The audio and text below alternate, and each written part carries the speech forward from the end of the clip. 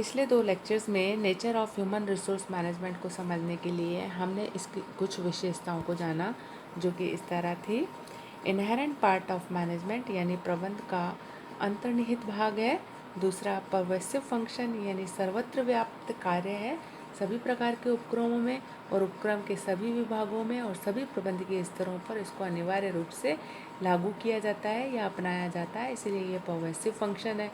People centred है यानी मानव केंद्रित है, ये मनुष्यों के द्वारा मनुष्यों के लिए कार्य किया जाता है। पीपल सेंटर्ड है और मनुष्यों को महत्व दिया जाता है, मनुष्यों को एक संपदा मान के व्यवहार किया जाता है, इसीलिए इसको हम पीपल सेंटर्ड विचार भी कहते हैं। Art as well as science, यह कला एवं विज्ञान दोनों है। यह कर्मचारियों के गुणात्मक आयामों से संबंध रखता है, इसीलिए इसको हम जो है आर्ट कहते हैं। क्वालिटेटिव एस्पेक्ट से रिलेशन रखने के कारण यह आर्ट है। दूसरी ओर यह कुछ स्पेसिफिक प्रिंसिपल या क्लियर प्रिंसिपल पर बेस्ड है और उसमें कुछ टेक्निक्स को अडेप्ट किया जाता है, अपनाया जाता है, इसीलिए इसको हम साइंस भी कहते हैं। तो ये साइंस और आर्ट्स दोनों का एक मिक्सचर होता है और डेवलपमेंट ओरिएंटेड होता है। ह्यूमन रिसोर्स मैनेजमेंट का रिलेशन डेवलपमेंट से होता है, यानी ये कर्मचारियों के डेवलपमेंट से रिलेशन रखता है। इसके लिए development and training programme organise किए जाते हैं। इसके अलावा हमने यह भी जाना कि ह्यूमन रिसोर्स मैनेजमेंट एक डायनामिक प्रोसेस होता है जो समय, काल, वातावरण और परिस्थितियों के अनुसार बदलता रहता है और बदलती हुई परिस्थितियों के अनुसार ही कर्मचारियों का प्रबंध करना होता है। यह स्टाफ सर्विस होता है, यानी यह विशेष दक्षतापूर्ण सेवाएं प्रदान करता है, विशेष प्रकार की सलाहकारी भूमिका इसकी होती है।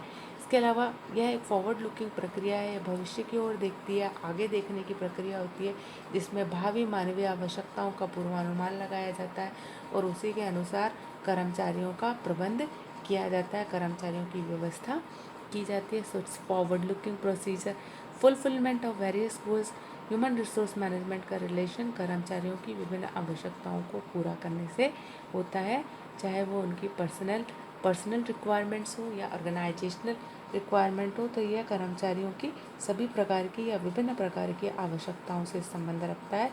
उनकी आवश्यकताओं को जान के संतुष्ट करके उनसे कार्य लेने से यह संबंध रखता है। इसकी विशेषता एक यह भी है कि पर्सनल फंक्शंस से ये संबंध रखता है। इसमें पर्सनल फंक्शंस यानी सभी वर्गीय कार्य सम्मिलित किए जाते हैं जिनका संबंध कर्मचारियों से होता है। इनमें कर्मचारियों की प्राप्ति से लगाकर उनके पृथक्करण तक के कार्यों को सम्मिलित किया जाता है, यानी कह सकते हैं कि भर्ती, चयन, क्षतिपूर्ति, विकास और इन सारे कार्यों को इसमें शामिल किया जाता है। तो अटेनमेंट से लगाकर सेपरेशन तक के सारे कार्यों को इसमें इंक्लूड किया जाता है। Recruitment, selection, compensation, training, development, ये सारे के सारे फंक्शंस पर्सनल फंक्शंस में इंक्लूडेड होते हैं। और अब आगे आज के लेक्चर में हम पढ़ेंगे कि ह्यूमन रिसोर्स मैनेजमेंट की क्या क्या और कैरेक्टरिस्टिक्स हैं। इसकी एक कैरेक्टरिस्टिक्स है कि यह एक कोऑर्डिनेटिव फंक्शन है, यह एक समन्वयकारी कार्य है। Human resource management also act as coordinator of personal activities, मानव संसाधन प्रबंध सेवी वर्गीय कार्यों के सफलतापूर्वक निष्पादन में समन्वयकर्ता या सूत्रधार की भूमिका को निभाता है और उच्च प्रबंधकों को यह विश्वास दिलाता है कि उपक्रम के सभी विभागों में मानव संसाधन प्रबंध के कार्यों और नीतियों का प्रॉपरली इम्प्लीमेंटेशन हो रहा है। So in the role of coordinator, HR administrator assure to top management that personal objective and policies are being properly carried out by line manager।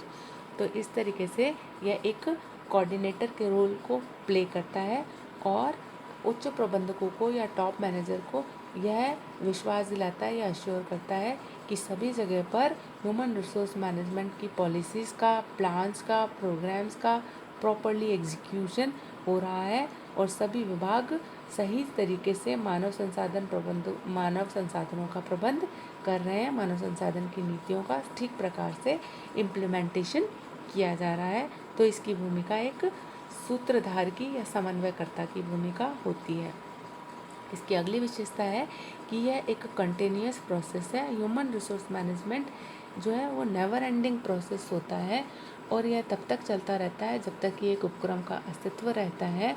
इसको कभी ऑन एंड ऑफ नहीं किया जा सकता, बल्कि एचआर मैनेजर को बदलती हुई परिस्थितियों के अनुसार ह्यूमन रिलेशंस को मैनेज और मेंटेन करना होता है और उपक्रम में हमेशा ही इसकी आवश्यकता बनी रहती है।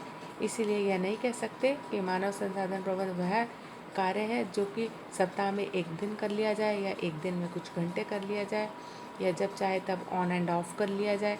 ऐसा नहीं है। मानव संसाधन प्रबंधन एक निरंतर चलने वाली प्रक्रिया है, तो उपक्रम के अस्तित्व के बने रहने तक इसको भी लागू किया जाता रहेगा या इसकी भी आवश्यकता बनी रहती है। इंटरडिसिप्लिनरी नेचर होता है इसका। Human resource management is interdisciplinary and not an isolated subject. यह कोई अलग से विषय नहीं है या पृथक या अलग थलग रहने वाला विषय नहीं है, बल्कि इसका संबंध अन्य विषयों से भी है। ह्यूमन रिसोर्स मैनेजमेंट विभिन्न क्षेत्रों में जैसे साइकोलॉजी, सोशोलॉजी, एंथ्रोपोलॉजी, इकोनॉमिक्स आदि में उपलब्ध जानकारियों का उपयोग करता है, जिससे कि कर्मचारियों की एफिशिएंसी को बढ़ाया जा सके, उनका ठीक प्रकार से उपयोग किया जा सके। तो इस तरीके से कह सकते हैं कि ह्यूमन रिसोर्स मैनेजमेंट एक इंटरडिसिप्लिनरी अप्रोच रखता है। इसका जो नेचर होता है वो अंतर विषयक होता है और विभिन्न विषयों में जो जानकारी उपलब्ध है उनका उपयोग करते हुए ही हम मानव संसाधनों का उपयोग कर सकते हैं। उनका प्रभावशाली उपयोग अगर करना है तो विभिन्न विषयों की जानकारी होना आवश्यक है, ताकि उन्हें हम बेहतर तरीके से समझ सकें और बेहतर तरीके से उनसे कार्य ले सकें। इसके अलावा इसकी एक विशेषता है कि इसे नर्वस सिस्टम भी कहा जाता है। जिस तरह मनुष्य शरीर में तंत्रिकाएं शरीर के लगभग हर भाग को मस्तिष्क या मेरुरज्जु से जोड़कर उनसे आपसी संपर्क रखती हैं, ठीक उसी प्रकार से जो किसी भी उपक्रम में ह्यूमन रिसोर्स मैनेजमेंट डिपार्टमेंट या मानव संसाधन प्रबंधन की भूमिका होती है, वह भी अन्य विभागों से उसी प्रकार से जुड़ा हुआ या कनेक्टेड होता है जिस तरीके से तंत्रिका तंत्र से मानव शरीर जुड़ा होता है। Human resource management is like nervous system in the human body. मानव संसाधन प्रबंध एक उपक्रम में उसी प्रकार महत्वपूर्ण है जैसे मानव शरीर में तंत्रिका तंत्र का महत्व होता है। यह कोई बाहरी तत्व नहीं है, बल्कि यह प्रबंध के प्रत्येक भाग को सेवा उपलब्ध करवाता है। इसीलिए ह्यूमन रिसोर्स मैनेजमेंट को नर्वस सिस्टम भी कहा जाता है, या ये नर्वस सिस्टम या तंत्रिका तंत्र के समान अपना कार्य संपादित करता है, या तंत्रिका तंत्र के समान इसका महत्व होता है। इसलिए इसको तंत्रिका तंत्र या नर्वस सिस्टम भी कहा जाता है। तो इसकी एक विशेषता है कि it is nervous system of an organisation. किसी उपक्रम का ये नर्वस सिस्टम माना जाता है। मानव संसाधन प्रबंध की प्रकृति का अगला बिंदु है या इसका अगला पॉइंट है कि न्यू मैनेजरियल डिसिप्लिन। यह प्रबंध की एक नई विधा है। ह्यूमन रिसोर्स मैनेजमेंट जो है वो रिसेंटली जाना जाने वाला विषय है। यह प्रबंध की एक नवीन शाखा है जिसमें कार्मिकों और औद्योगिक संबंधों के विचार शामिल हैं और जो कर्मचारियों के नए स्वरूप और उनके डेवलपमेंट व अच्छे संबंधों के मेंटेनेंस से संबंध रखता है। So this new discipline is holistic discipline of management of employees. Human resource management is comparatively of recent origin. It started in the later parts of the 19th century. So it's a new managerial discipline. तो आज के lecture में हमने जाना कि यह किस प्रकार से कोऑर्डिनेटिव रोल प्ले करता है और इसको क्यों कंटिन्यूअस प्रोसेस कहा जाता है, और यह इंटरडिसिप्लिनरी नेचर का किस तरीके से होता है, किस तरीके से इसको इंटरडिसिप्लिनरी कहा गया है, क्यों कहा गया है, और नर्वस सिस्टम भी इसको कहा जाता है। तो इसके अलावा हमने ये जाना कि जो ह्यूमन रिसोर्स मैनेजमेंट है वो एक प्रबंध की एक नवीन विधा है, न्यू मैनेजरियल डिसिप्लिन है, और जो कि बहुत ज़्यादा पुरानी विधा या शाखा नहीं है। मानव संसाधन प्रबंध की प्रकृति के इन बिंदुओं को जानने के बाद हम ये कह सकते हैं कि जो मानव संसाधन प्रबंध है वह एक नई विचारधारा है और जो निरंतर गति कर रही है। और इसको जानने के लिए इन विशेषताओं के अलावा हमें कुछ और विशेषताओं को भी जानना होगा, जिनको हम अपने नेक्स्ट लेक्चर में जानेंगे। तो अगले लेक्चर में हम जानेंगे कि मानव संसाधन प्रबंध की कुछ और विशेषताएं मानव संसाधन प्रबंध की प्रकृति को कैसे स्पष्ट करती हैं। तो बाकी की विशेषताओं या अन्य विशेषताओं को हम अगले लेक्चर में जानेंगे।